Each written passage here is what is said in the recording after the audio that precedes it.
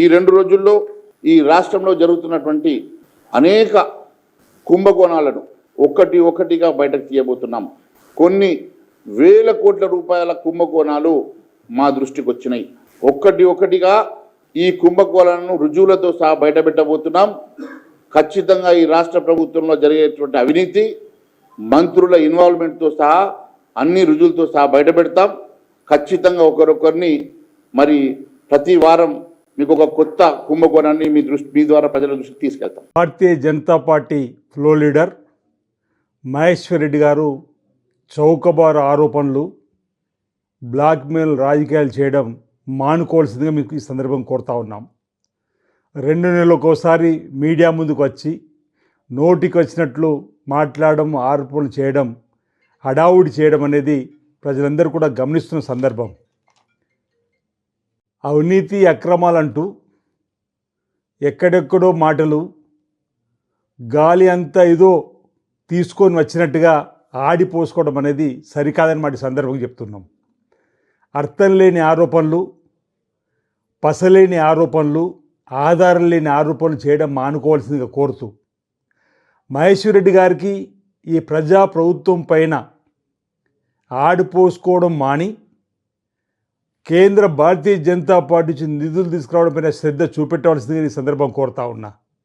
ఒకవేళ మీ దగ్గర అవినీతి అక్రమాలకు సంబంధించిన సమాచారం ఉంటే కోర్టుకు వెళ్ళి కొట్లాడండి. లేదు, మా నాయకుడు గౌరవ ముఖ్యమంత్రి రేవంత్ రెడ్డి గారికి ఇవ్వండి, మేము విచారణ జరిపించడానికి సిద్ధంగా ఉన్నామన్నమాట ఈ సందర్భం చెప్తా ఉన్నా. ఓవైపు 7.5 లక్షల కోట్ల అప్పుతో ఈ ప్రభుత్వం అధికారంలోకి వచ్చిన నాటి నుంచి ప్రతినిత్యం 18 గంటలు మా గౌరవ ముఖ్యమంత్రి రేవంత్ రెడ్డి గారు కష్టపడుతూ మంత్రులను సమన్వయపరుచుకుంటూ గౌరవ మంత్రులతోటి గాడిలో ఈ ప్రభుత్వాన్ని పెడుతుంటే మీరు తిన్నది అరక్క ఈ విధంగా ఆరోపణలు చేయడం ఎంతవరకు సబబని ఈరోజు నేను వారిని మహేశ్వర్ రెడ్డి గారిని సందర్భం అడుగుతా ఉన్నా. గత ప్రభుత్వంలో జరిగిన అవినీతి పైన ఎందుకు మీరు నోరు మెదుపులేదు అంటున్నాం. ఈరోజు గత ప్రభుత్వంలో జరిగిన అవినీతి అక్రమాలపైన కేటీఆర్ గారు ఫార్ములా కార్ రేస్ సంబంధించిన దానిపైన మేము ముందుకు పోతూ ఉంటే ఎందుకు మీరు వారిని వెనుకేసుకొని వచ్చే విధంగా మాట్లాడుతున్నారని చెప్పనేది. అసలు కేటీఆర్ని కానీ కేటీఆర్ కుటుంబాన్ని కానీ ఏనాడు కూడా పల్లెత్తు మాట్లాడకుండా ప్రభుత్వం పైన పసలేని ఆరోపణలు చేస్తూ ఎందుకు మీరు ఈ విధంగా ప్రభుత్వం పైన ఆడిపోసుకుంటారో చెప్పని అడుగుతున్నా.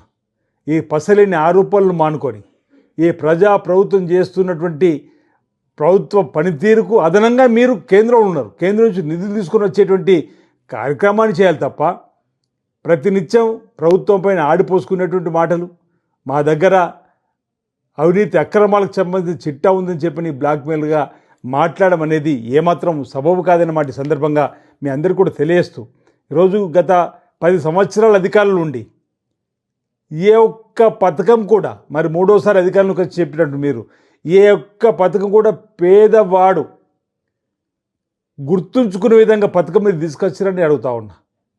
ఈరోజు ఈ దేశవ్యాప్తంగా కూడా పేద ప్రజలకు ఉపయోగపడే పథకాలు ఏమైనా నచ్చినట్టు కాంగ్రెస్ ప్రభుత్వంలో ఈరోజు 21,000 కోట్లు రైతుకు రుణమాఫీ చేసినటువంటి సందర్భం. ఈరోజు మీరు ఎగవేసిరు రైతులకు రైతు భరోసా గురించి ఏదో మాట్లాడే ప్రయత్నం మేము రైతు భరోసా ఇవ్వడానికి సిద్ధంగా ఉన్నామని చెప్తూనే ఈరోజు సంక్రాంతి నుంచి రైతు భరోసా కూడా ఇస్తామని చెప్పడం జరిగింది. ఏదో అంకెలకు గారడి వేసే విధంగా ఈరోజు ఈ రాష్ట్ర ప్రభుత్వాన్ని ఆడిపోసుకునే విధంగా ఏదైతే మాట్లాడే మాటలు ఏమాత్రం సబబు కాదని చెప్తున్నా. రైతుకు రాజును చేయాలని, రైతును రారాజేయాలని చెప్పిన సంకల్పం కాంగ్రెస్ ప్రభుత్వ హయాం నుంచే బీజాలు మొదలుపడ్డాయి. ఉచితంగా రైతు కరెంట్ ఇచ్చినాం, రైతులు పండించిన పంటలు మద్దతు ధర కొనుగోలు చేస్తున్నాం, దాన్ని కొనుగోలు కేంద్ర గ్రామాల్లో ఏర్పడేసి ఆనాడు మన్మోహన్ సింగ్ గారు ప్రధానమంత్రి ఉన్నప్పుడు ఏకకాలంలో రైతు రుణమాఫీ చేసినాం. ఇప్పుడు కాంగ్రెస్ ప్రభుత్వం ఇక్కడ అధికంలో 2 లక్షల లోపు రుణమాఫీని ఏకకాలం చేసినాం. అసలు మీరు భారతీయ జనతా పార్టీ అధికారులు ఎక్కడైనా రుణమాఫీ చేసినా మీరు అడుగుతున్నా. రైతు గురించి ఆలోచించిన పాపన భారతీయ జనతా పార్టీ పోయిందని అడుగుతున్నా.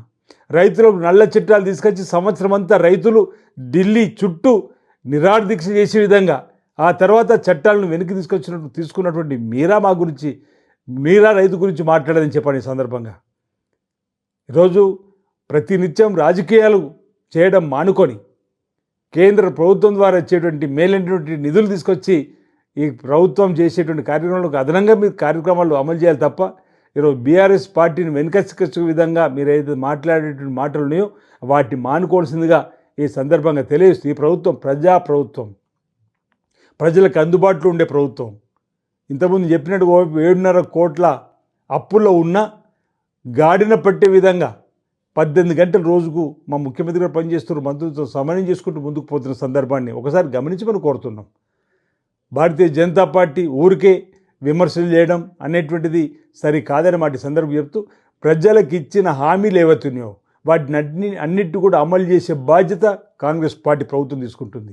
జన్ ధన్ ఖాతా తెరవండి, ఏటా 15 లక్షలు ఇస్తామన్నారు పేదోడి ఖాతాలో. 10 ఏళ్ళు అయిపోయింది, 10 ఖాతాలను మీరు వేసారని అడుగుతున్నా. ఏటా 2 కోట్ల ఉద్యోగాలు అన్నారు దేశవ్యాప్తంగా. 10 సంవత్సరాలు అయిపోయింది, 11వ సంవత్సరం కూడా జరుగుతూ ఉంది. ఇంచుమించు 22 కోట్ల ఉద్యోగాలు ఇవ్వాలి. ఎక్కడన్నా ఉద్యోగాలు ఇచ్చారా మీరంతా? అంటే మసిబూసి మాడికాయ చేసే విధంగా మాట్లాడడం తప్ప మీ ప్రభుత్వంలో ఉండి మీరు ఇచ్చిన హామీని ఒకటి కూడా అమలు చేయరు. ఈరోజు మేము ఒకటి వెనుక ఒకటి అమలు చేసుకుంటూ ముందుకు పోతుంటే 6 గ్యారెంటీలు ఏమని చెప్పానమాట 6 గంటలు అమలు చేసుకుంటూ ముందుకు పోతున్నాం. ఆటతల్లకు ఆర్టీసీ బస్సులు ఉచిత ప్రయాణం చేసినాం. ఈరోజు 10 లక్షలు రాజీవ్ ఆరోగ్యశ్రీ చేసుకున్నాం.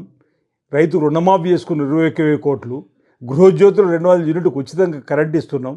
మీ భారతీయ జనతా పార్టీ పరిపాలిస్తున్న రాష్ట్రాల్లో ఉచిత కరెంటు గృహాలకు ఇస్తున్నారు. ఒకసారి ఆలోచన చేయండి. రైతులు రుణమాఫీ చేసారు ఎక్కడన్నా ఆలోచన చేయండి ఏకకాలంలో.